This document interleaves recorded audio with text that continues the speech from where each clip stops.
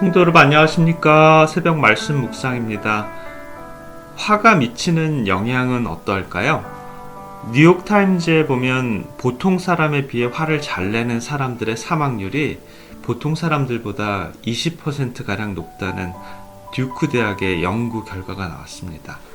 또 화를 내는 사람은 자신의 육체에 큰 타격을 준다라고 합니다. 이러한 보고를 한 의사의 결론은 분노는 사람의 생명을 앗아가는 극약이다 라고 이렇게 얘기를 합니다. 그러므로 남을 화나게 하는 것은 곧 그를 죽이는 행위고요. 성경에 보면 다윗도 화를 내는 모습이 나오는데요. 다윗은 아직도 사울에게 쫓기는 신세로 광야에서 살아갑니다. 그는 400명 이상의 부하를 거느리며 그들의 생계를 해결해주는 책임을 가지고 있었는데요. 그가 할 수 있는 일이라고는 부자들의 재산을 지켜주는 일이었고 그 대가로 돈을 받아 그의 부하들의 생계를 책임졌습니다. 이런 일들은 깡패들이 하는 일이죠. 자신의 구역 내에 장사를 하는 사람을 돌보아주고 그들에게 돈을 조금씩 받아먹고 살아가는 그러한 식입니다. 다윗이 돌보아주는 사람 중에 나발이라는 자가 있었는데요. 그는 꽤 부자였습니다. 성경은 그가 얼마나 부자였는지에 대해서 나오는데요. 사무엘상 25장 2절에 보면 마온에 한 사람이 있는데 그 업이 갈멜에 있고 심이 부하여 양이 3천이요 염소가 1천이므로. 성경뿐만 아니라 성경은 그 사람이 어떤 사람인지도 3절에 잘 묘사하고 있습니다. 그 사람의 이름은 나발이요 그의 아내의 이름은 아비가일이라. 그 여자는 총명하고 용모가 아름다우나 남자는 완고하고 행사가 악하며 라고 합니다. 나발은 완고하고 행사가 악하다라고 이렇게 얘기를 합니다. 나발을 1년 내내 보호하고 나발이 1년 내내 다윗의 군대의 보호를 받으며 양을 길렀고 마침내 양을 털을 깎는 수학의 철이 되었습니다. 그러면 그를 보호해준 자들에게 답례를 하는 것이 상례였는데 다윗의 군대가 1년 내내 그를 지켜주었고 보호해 주었기 때문에 그 대가를 받는 것이 당연하다라고 생각을 해서 다윗은 10명의 군인을 그들에게 보내어 그의 군대와 식구들을 먹여 살릴 수 있는 그런 음식이나 돈을 받아오도록 했습니다. 그러나 나발은 한마디로 그의 청을 거절해 버립니다. 1년 내내 다윗의 도움과 보호를 받았건만 마침내 그가 자신의 빚진 것을 갚아야 할 때 다윗을 마치 주인의 눈을 피해 도망다니는 노예로 취급을 하며 전혀 알지 못하는 자로 여깁니다. 이러한 보고가 다윗에게 전달되자 다윗은 참을 수가 없었습니다. 그는 즉시 400명을 데리고 나발을 쳐 죽이려고 분을 품으며 그에게로 올라가고 있었습니다. 이 사건은 사무엘상 24장과 26장 사이에 기록된 사건인데요. 아이러니하게도 사무엘상 24장과 26절을 읽어보면 모두 사울과 연관되어 있는 기록임을 알 수 있습니다. 24장에서는 다윗이 자신을 죽이려고 했던 사울이 굴 안에서 변을 보고 있는 동안 그를 죽일 수도 있음에도 불구하고 그를 용서하며 살려주는 사건이 기록되어 있고요. 26장 역시 사울이 다윗을 죽이려고 추격하다가 잠든 사이에 사울 옆에 가서 창을 들고 그를 땅에 꽂아버릴 수도 있었지만 그를 용서하고 사울을 살려주는 일이 기록되어 있습니다.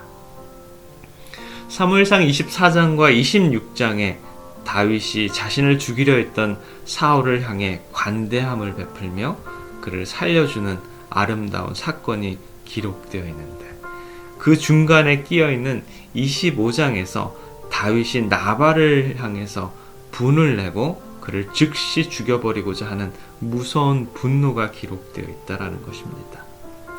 나발이라는 무력한 부자를 죽이고 그의 화를 풀고자 했다라고 하면 그는 혼자서도 충분히 할 수 있었는데요. 군대를 400명이나 동원해 가고 있는 다윗의 모습을 보게 됩니다. 사무엘상 25장에서 그는 분명히 원수를 갚는 일이 하나님께 있다고 호언장담했건만 왜 갑자기 돌변하여 자신의 복수의 칼을 들고 나발에게 가고 있었던 걸까요? 사울의 왕의 옷자락을 벤 다음에도 그것으로 인해서 양심이 찔리고 아파했던 다윗이었는데 원수 갚는 것을 다 하나님께 맡기고 온유하고 마음이 넓으며 믿음으로 행했던 그 다윗이 나발을 보호해준 대가를 주지 않는다고 해서 이를 갈고 원수를 갚으려고 400명이라는 큰 군사를 몰고 그를 향해 가고 있는 다윗을 한번 상상해 보십시오. 이게 좀 말이 잘 안 됩니다. 굉장히 어처구니가 없는 일이죠. 저와 여러분들의 삶도 생각해 보면 우리는 어떤 큰 일에는 인내하고 화를 참고 시련을 극복하지만 아주 사소한 작은 일들에 우리는 화를 내고 우리의 분을 참지 못할 때가 많이 있다라는 것을 우리는 보게 됩니다. 다윗이 가졌던 감정을 우리는 분노라고 하고 또 화라고 말합니다. 분노라는 단어는 이 두 단어의 공통점을 보면 두 단어 역시 이 마음 심자가 있다라는 것입니다. 한자를 만든 중국 사람들은 분노가 항상 마음에서 시작된다라고 믿었다라는 것이죠. 분자는 나눌 분자와 마음 심자를 합친 단어인데요. 마음이 나눠질 때 화가 난다라는 뜻이고요. 그리고 노자는 종노의 노자와 마음 심자를 합친 자입니다. 다시 말하면 사람이 화를 내면 무엇인가에 노예가 된다라는 뜻이죠. 마음이 갈라지고 누구에겐가 어떤 것이 마음에 사로잡힐 때 우리는 화를 냅니다. 그리고 화라는 단어의 원래 의미는 불의입니다. 화를 내면 사람의 얼굴에 불처럼 달아오르기 때문에 이러한 불이라는 단어로 화를 표현했는지 모르겠습니다. 그리고 불은 한번 붙으면 걷잡을 수가 없는 것처럼 화를 내는 사람도 우리는 걷잡을 수가 없습니다. 나폴레옹은 매우 활기차고 야심적인 지적인 청년이었는데요. 그는 당시 세계를 정복한 영웅으로 온 불란서인들의 숭배의 대상이었습니다. 그러나 그라고 해서 실패가 없었던 것은 아닙니다. 어느 날 그의 어릴 때 친구였던 한 사령관이 술을 마시고 취해서 나폴레옹을 방문합니다. 그는 취기의 친구이자 상간인 나폴레옹을 모욕하는 말을 하게 되는데요. 그 순간 나폴레옹은 흥분을 참지 못하고 옆에 있던 병사의 창을 빼서 그 친구를 죽이게 됩니다. 그 친구는 그 자리에서 즉사를 하고 마는데요. 그제서야 자신이 잘못을 깨달은 나폴레옹은 너무나 고통스러운 나머지 그 친구를 죽인 창으로 자기도 죽으려고 그런 자결을 하려고 했던 사실들이 있었죠. 그 후에 계속 친구를 죽인 양심의 고통을 몸져 누워 있으면서 나는 나의 친구를 죽인 살인자다라고 되새기면서 살았다라고 합니다. 순간적으로 화가 나는 일들이 많은 세상을 우리는 살아갑니다. 그러한 화가 나는 일이 어느 누구도 피해갈 수는 없는 일입니다.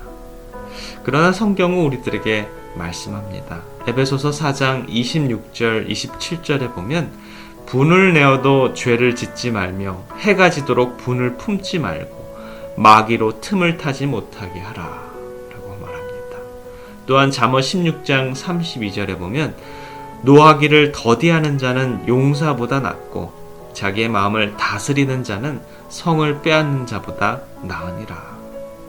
오늘을 살아가는 우리 하나님의 백성들의 입술과 마음을 다스리는 귀한 하루의 삶이 되시기를 간절히 기원합니다. 기도하겠습니다. 사랑의 아버지 하나님, 오늘 하루의 삶도 저희들에게 허락해 주셔서 감사합니다. 세상살이 동안에 수많은 일들이 일어납니다. 때로는 마음이 아픈 일도 있고 기쁜 일도 있지만 너무 화가 나서 나를 주체 못할 때도 있습니다. 다윗도 그의 감정을 다스리지 못하여 화를 품었던 이야기들을 성경을 통해 보게 됩니다.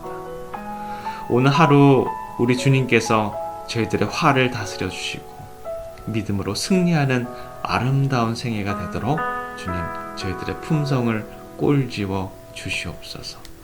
사랑의 우리 구주 예수 그리스도 이름으로 간절히 기도드립니다. 아멘.